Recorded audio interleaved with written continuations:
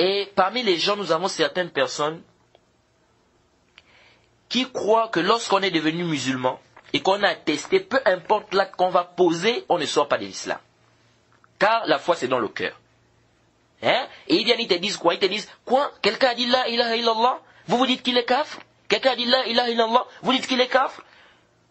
Quelqu'un qui dit la ilaha illallah, vous dites qu'il est kafr. Nous disons, et après il t'amène, le prophète a dit, man qala la ilaha dakhal al-jannah. Celui qui a dit la ilaha illallah va rentrer au paradis. Nous disons, hadha qawlun batil. Et ça, c'est la conception des murji'a. C'est la conception des murji'a. Et ils sont là.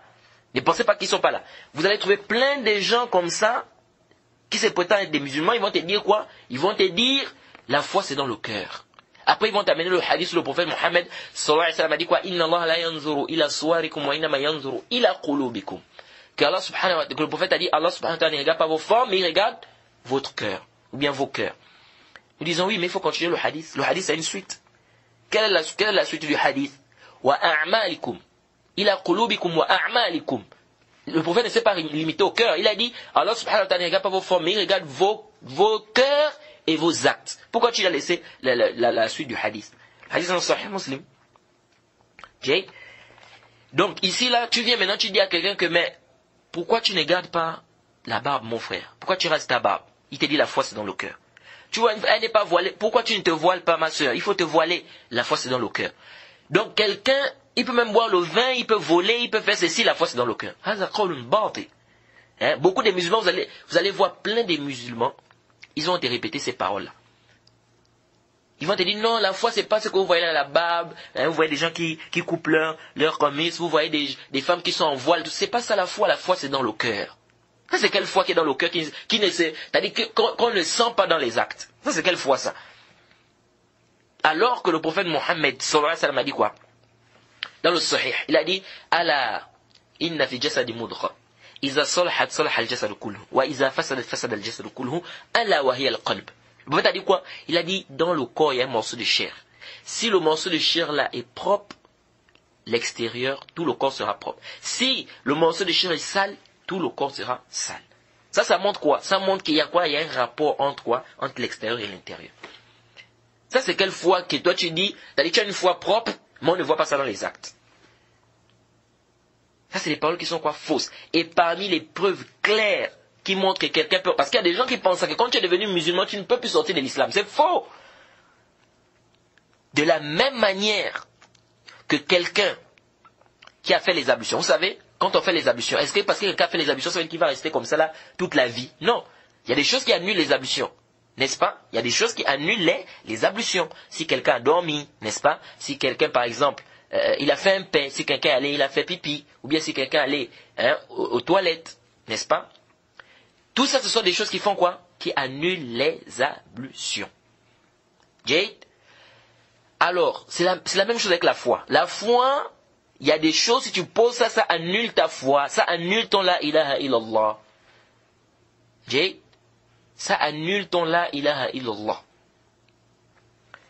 Donc, parmi les preuves les plus claires qui montrent, n'est-ce pas, que celui qui est rentré dans l'islam, il peut devenir kafir, il peut encore sortir de l'islam, le verset où elle a dit, قُلْ أَبِاللَّهِ وَآيَاتِهِ وَرَسُولِهِ كُنْتُمْ تَسْتَهْزِئُونَ لَا تَعْتَذِرُوا قَدْ كَفَرْتُمْ بَعْدَ إِيمَانِكُمْ. Soit 9, versets 65 à 66. Elle a dit, dis, est-ce d'Allah, de ces versets et de son messager dont vous vous moquez, ne vous excusez pas, vous avez mécru après avoir eu la foi.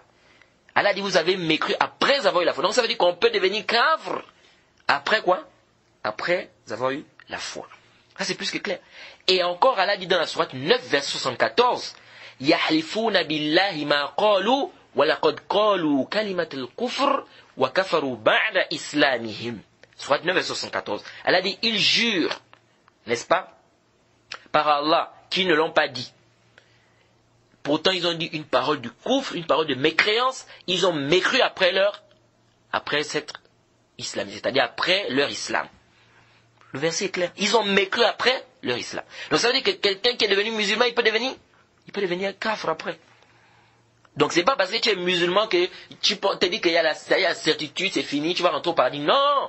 Il y a des actes que si tu poses, tu sors de l'islam.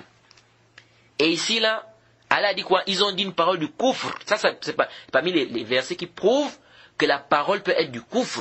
l'acte peut être du kufr et qu'on peut sortir de l'islam à travers la parole. On peut sortir de l'islam à travers l'acte. On peut sortir de l'islam à travers la croyance. Il y a des gens qui pensent on sort de l'islam à travers la croyance. Non, c'est faux. Il y a des paroles que si tu prononces, tu sors de l'islam. Parce que cette parole-là, bizatihi, ça c'est quoi? C'est du kufr. Hein, cette parole-là, c'est-à-dire hadihi kalima bizatiha, c'est du kufr. Quelqu'un maintenant il insulte le prophète. On dit quoi? Il n'est pas kafr. Jusqu'à ce qu'on va savoir d'abord qu'est-ce qu'il avait dans son cœur. Est-ce qu'il pensait que c'est halal ou c'est pas halal? Non, il est kafr. Parce que cette parole-là, en elle-même c'est du kufr, c'est de la mécréance. Et Allah dit quoi? C'est-à-dire ils ont prononcé, ils ont dit une parole de mécréance. Ils ont mécru. Donc cette parole c'est une parole du kufr. Et ça c'est parmi les ayats que Ibn Hazm a pris. Il a fait un rad, hein, à ceux-là parmi les gens, les murji'a, qui ont dit non, quand quelqu'un maintenant, ils vont te dire quoi, c'est murji'a là. Ils vont te dire, si quelqu'un maintenant prononce une parole du kufr, ils disent en fait, ça c'est pas une parole du kufr, mais c'est une preuve de la mécréance qui est au fond de lui. Non, ça c'est une parole du kufr. Ça là, c'est une parole du kufr. Quelqu'un piétine le Coran, c'est du kufr. Ça c'est un acte de kufr, la personne est kafir. Donc ici là, ce sont des versets qui sont plus que clairs, qui nous montrent que quelqu'un peut avoir la foi, puis devenir mécréant par la suite.